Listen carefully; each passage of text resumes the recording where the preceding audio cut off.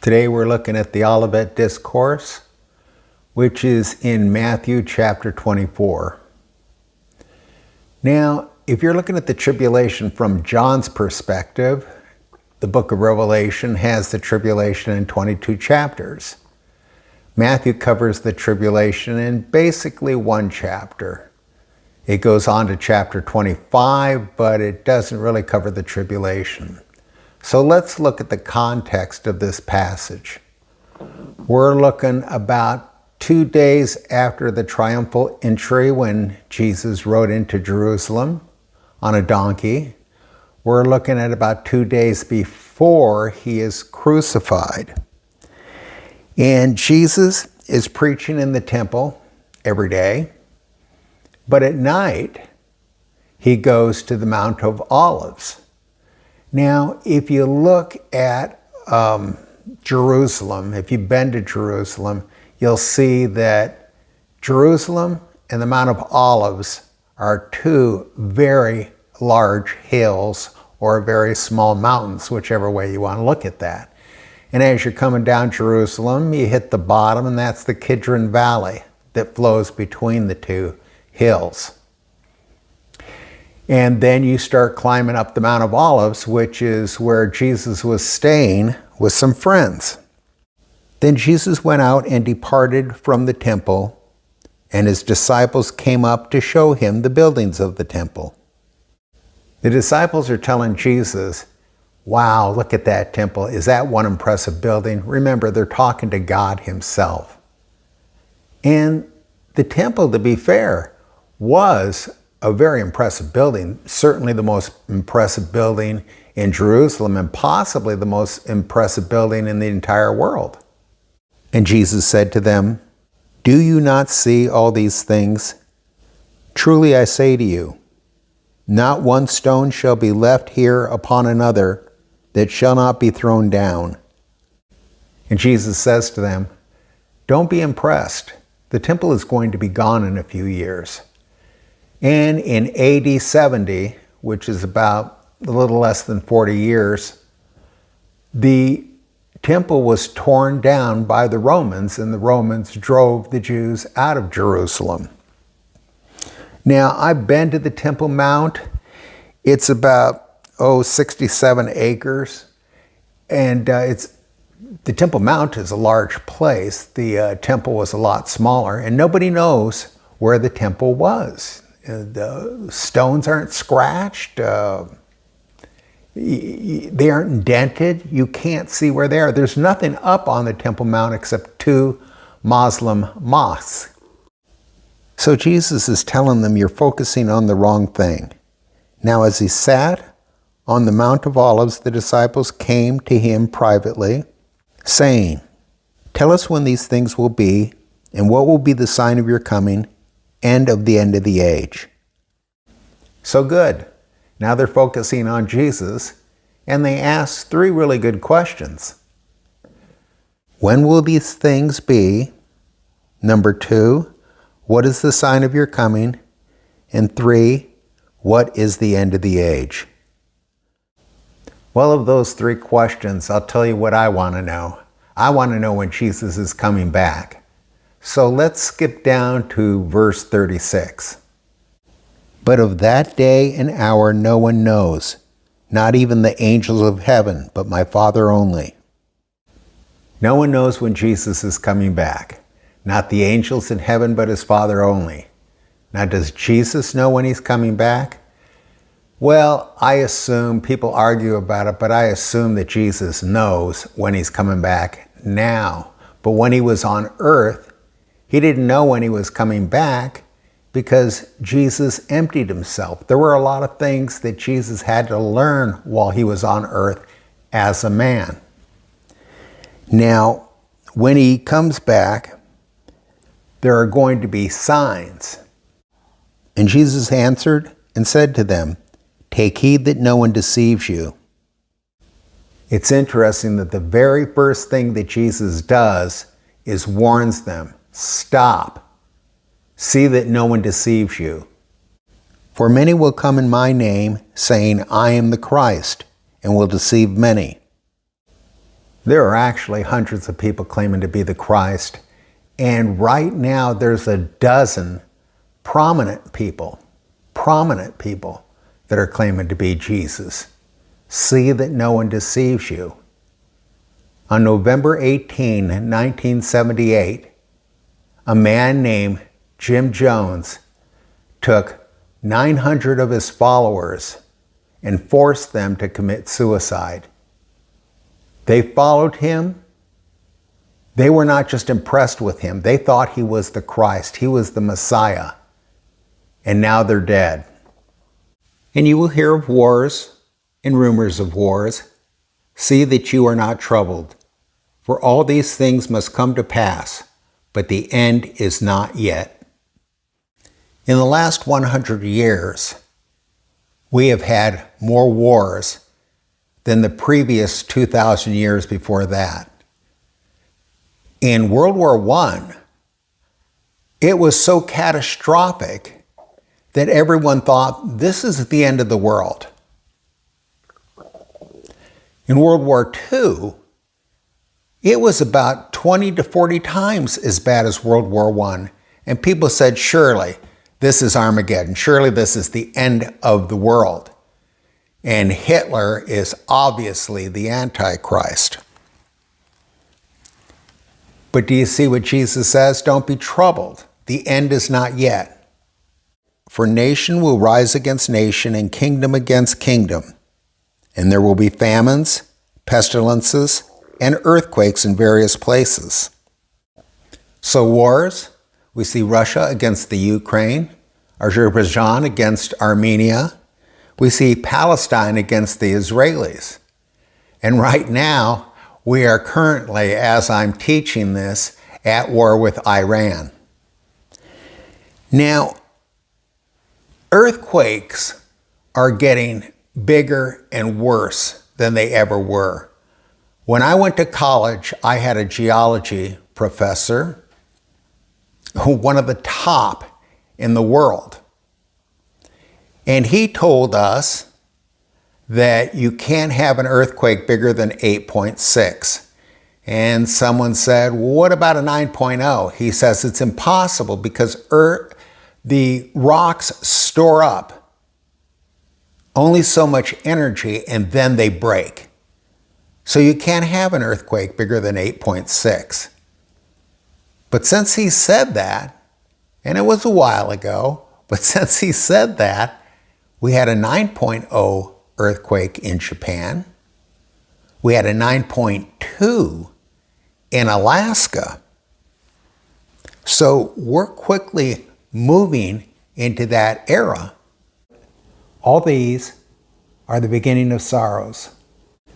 Now, the beginning of sorrows is an idiom for birth pangs. Now, birth pangs start off small and they are spread out. And the closer you get to the main event, they start getting stronger, more painful, and closer together. So we are past the beginning of sorrows. We are headed straight toward the main event. Then they will deliver you up to tribulation and kill you, and you will be hated by all nations for my sake. Remember, Jesus is in Jerusalem and he's teaching to the Jews. And the Jews, they've been through it. They were thrown out of Israel by the Romans. They were persecuted in the Inquisition by the Spanish. And the Russians threw them out of their country in the 19th century. And the Nazis killed 6 million Jews. And what about Christians? We know that Christians were persecuted by the Romans. Those stories are pretty famous, but more Christians are being murdered and persecuted today than back in the day of the Romans. Did you know that the Bible is illegal in 52 countries? And some countries that we think of as Western countries, like Canada, or even in the United States, you can get into trouble by carrying a Bible into certain areas if some people find it offensive. And then many will be offended, will betray one another, and will hate one another. Then many false prophets will rise up and deceive many. Every year, not most years, but every year, some crazy is prophesying that they know when Jesus is coming back and they know when the rapture is going to be. Do not believe them, dismiss them. And because lawlessness will abound, the love of many will grow cold. In our country, many states and cities have legalized crime. Now, 20 years ago, if you had said something like what I just said, people would have thought you were crazy. But we're seeing that. We're seeing that in Minneapolis and Detroit, New York and Los Angeles, Portland, all sorts of places. I've been to a lot of churches, and for the most part, they are very loving and very giving. But outside of the church, I'm seeing that the love of many has grown cold. When I was a kid, you could discuss politics with pretty much anyone, and there was a lot of civility, whether or not you agreed with them. Those days are gone. When I talk politics, I have to be very careful who I talk to. But he who endures to the end shall be saved. Now, this is not salvation by works. What this is saying is those who make it through the tribulation are the ones who were saved. And if somebody said they were a Christian and they didn't quite make it through the tribulation without betraying Jesus, well, maybe they weren't saved to begin with. And this gospel of the kingdom will be preached in all the world as a witness to all the nations, and then the end will come. There are 195 nations, and the gospel has reached every one of those countries. But there are over 6,000 language groups, and the gospel has really only reached about half of those language groups. But it used to take 2 years to translate a Bible into a new language. Do you know how long it takes now? A couple of hours. You just feed a Bible into AI, and it will translate it into a new language in a couple of hours. Now, yes, it does have to be checked to make sure that AI got it right. But we're starting to reach a lot of new language groups. And in 2024, those are the latest statistics that we have, Google has translated English into 110 new languages. That's 110 Bibles in 1 year. Therefore, when you see the abomination of desolation spoken of by Daniel the prophet, standing in the holy place, whoever reads, let him understand. Then let those who are in Judea flee to the mountains. The abomination of desolation is another name for the Antichrist, and he goes by many other names. The Antichrist, the beast, the little horn, the son of perdition, the man of sin, the lawless one, the Assyrian, and the willful king. So Daniel calls him the abomination of desolation. And let's see what else Daniel has to say about the Antichrist. Then he shall confirm a covenant with many for 1 week. But in the middle of the week, he shall bring an end to sacrifice and offering. And on the wing of abominations shall be one who makes desolate. He confirms a covenant for 1 week. Now in Hebrew, a week means 7. It could be 7 days, it could be 7 months, it could be 7 years, it could be 7,000 years. But in the context here, the thing that makes the most sense is 7 years. So this is where we get the idea of a 7-year tribulation. It's really the only place in the Bible that mentions a 7-year tribulation. And in the middle of the 7 years, in the middle of the tribulation, the Antichrist enters the temple and desolates it. Now wait a second. Let's go back a little bit. What did we say about the temple? It's not there. It doesn't exist. Which means what? They're going to have to build a temple when the tribulation starts. And by the way, who is Jesus warning? He's warning the Jews in Judea. We're not going to be here. We're going to be raptured before the tribulation starts. Let him who is on the housetop not go down to take anything out of his house. And let him who is in the field not go back to get his clothes. But woe to those who are pregnant and to those who are nursing babies in those days. And pray that your flight may not be in winter or on the Sabbath. Let's take a few seconds and go back to verse 15. Therefore, when you see the abomination of desolation, if you're on top of your house, how are you going to see the Antichrist enter the temple? If you're out in the field, how are you going to see the Antichrist enter the temple? You have a cell phone. You're going to get some kind of a notification, and people are going to be watching the Antichrist enter the temple live. This was not possible 20 years ago. We didn't have the internet in a fashion where we could be watching news live like that. We are living in those times. 20 years ago, if you would have asked somebody how they're going to see the Antichrist in the temple, they wouldn't have had an answer. They would have said something to the effect of, well, you know, when they turn the TV on at the end of the day. And that's not what this says.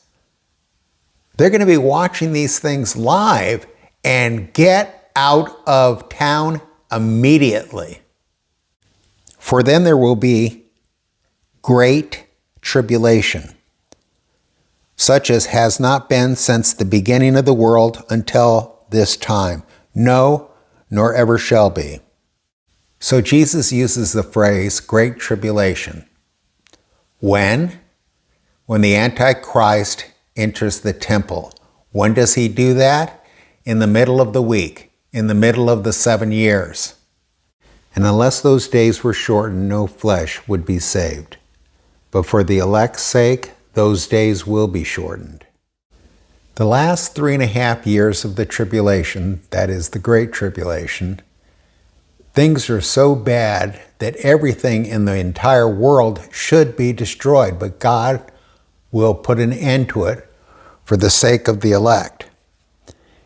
And who are the elect? Elect does not mean saved. Are Christians elect? Yes.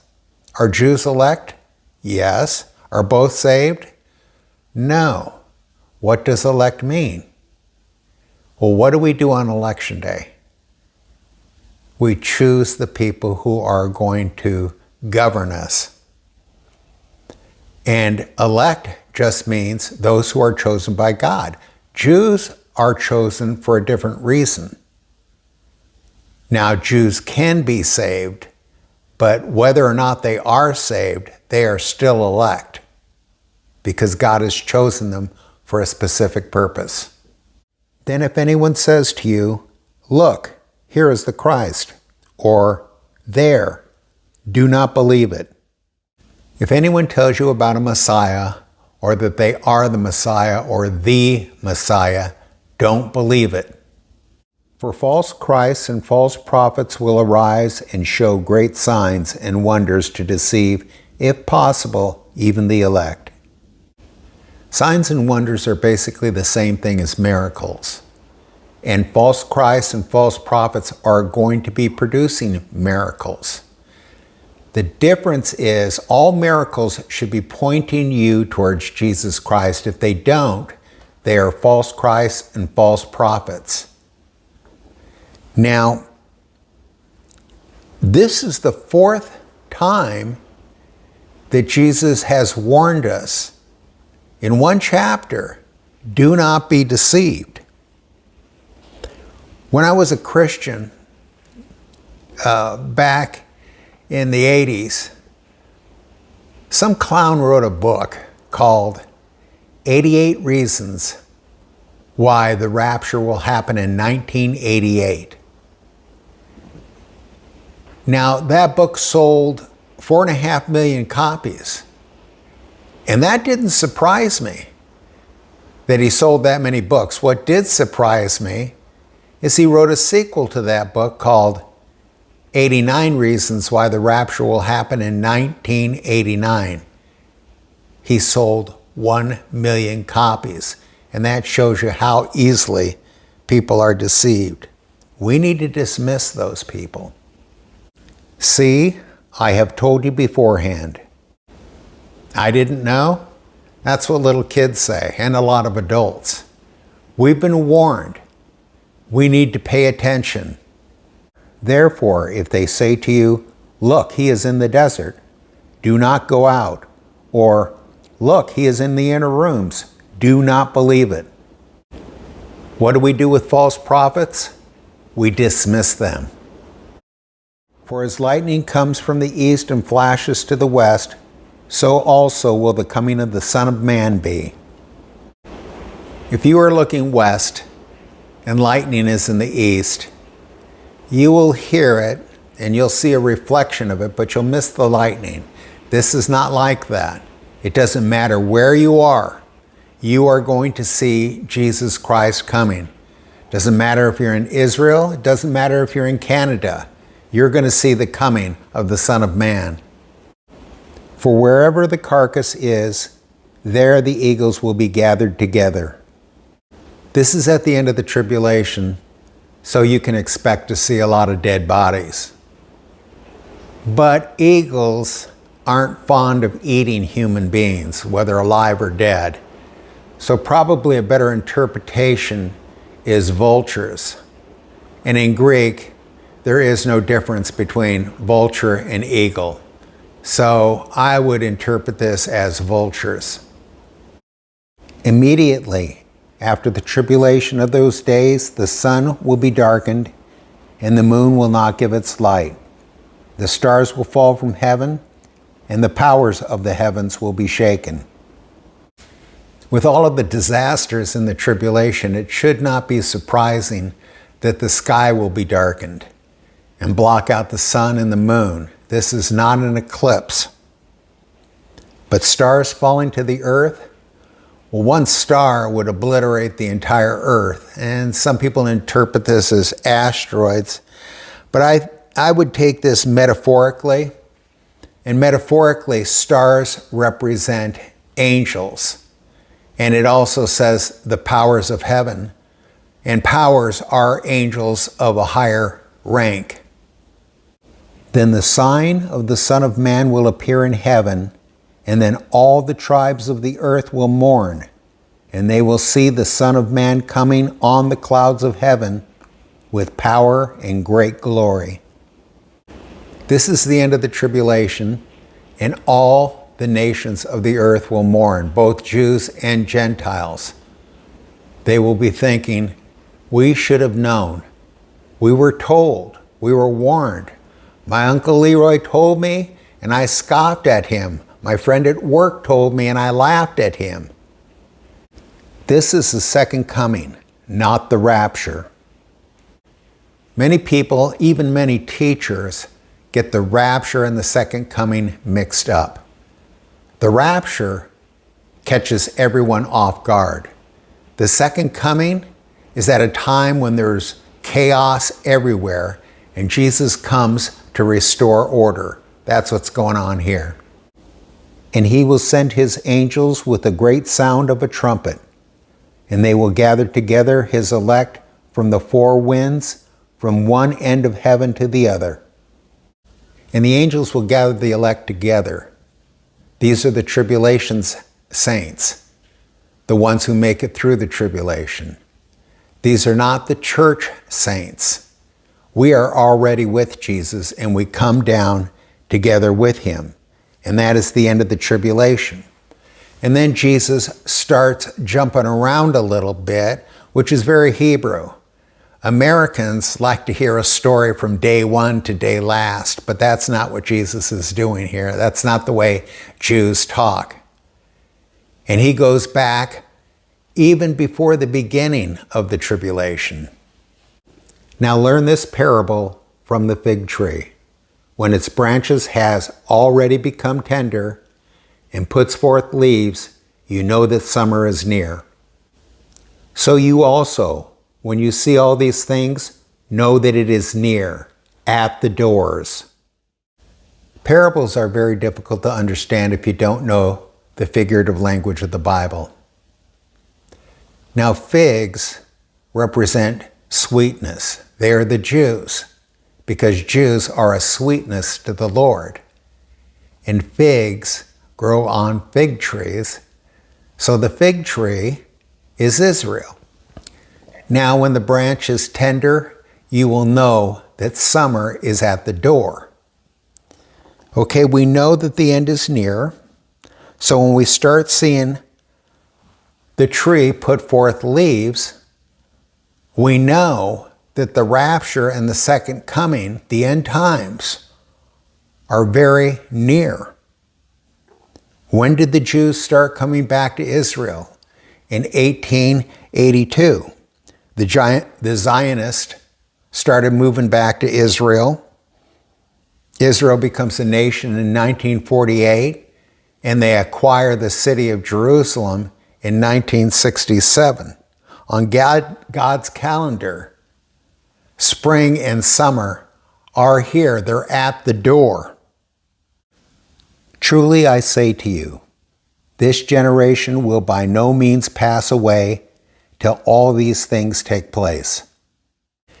Depending on the passage in the Bible that you're looking at, a generation looks like it's 40 years or 70 years, 80 years, or even 120 years. But it's not. A generation is not a period of time. It's a group of people. And the Jewish people are the generation that we're talking about. Now, amillennial and postmillennial people say that Jesus is talking to this generation, and that generation has already died out. No, that's incorrect, because a generation is not a period of time. And by the way, it doesn't say that the generation he's speaking about is the people that he's talking to. He's talking about the people who see the fig tree come to life. And so Israel is blooming. Now, the amillennial and premillennial people will say, well, since, a generation is about 40 years, all these things happened 2,000 years ago, and that's not correct. It's happening right now. Israel wasn't coming to life. It wasn't blooming when Jesus spoke these words. As a matter of fact, Israel was dying, and it was going to die in another 40 years. Heaven and earth will pass away, but my words will by no means pass away. Jesus has a very interesting way of saying to the listener, or the reader in this case, stop, listen to me. These things are going to happen. I'm not just talking. These things are going to come to pass. But of that day and hour, no one knows, not even the angels of heaven, but my Father only. And this is where we started. No one knows the day or the hour. Anyone who says that they do is a false prophet. But this verse is very interesting when you compare it to verse 33. Let's go back a couple of verses. So you also, when you see all these things, know that it is near, at the doors. So on the one hand, no one knows the day or the hour. On the other hand, we are supposed to be looking for signs, and we are seeing the signs. The time is near, it is at the doors. But as the days of Noah were, so also will the coming of the Son of Man be. For as in the days before the flood, they were eating and drinking, marrying and giving in marriage, until the day that Noah entered the ark, and did not know until the flood came and took them all away, so also will the coming of the Son of Man be. What do we know about the days of Noah? Man was extremely sinful. What's going on today? Man is extremely sinful. So sinful that God poured out his wrath on the entire earth. And in the tribulation, God pours out his wrath on the entire earth. The only two times in the Bible where God pours out his wrath on the entire earth. And what's going on? Life is normal. People are eating and drinking and giving in marriage. Everything is normal. That points to a rapture, not the second coming. The ark is a type of rapture. Noah and his family are lifted up off the earth. When? In the middle of the tribulation? At the end of the tribulation? No. Noah is lifted up off the earth before the tribulation starts. Then 2 men will be in the field, one will be taken and the other left. 2 women will be grinding at the mill, one will be taken and the other left. A lot of teachers teach that the one that is taken to judgment, but that's not what I see here. What I see is this is going on before the rapture. People are eating and drinking and giving in marriage. So the one that is taken will be the one who is taken in the rapture before the tribulation begins. Watch therefore, for you do not know what hour your Lord is coming. And that's a good place to end. We should be watching. You do not know what day your Lord is coming. Be busy. Be doing the work of the church. If you find this interesting, you may want to look at my book, The Figurative Language of the Bible, that you can find at Amazon.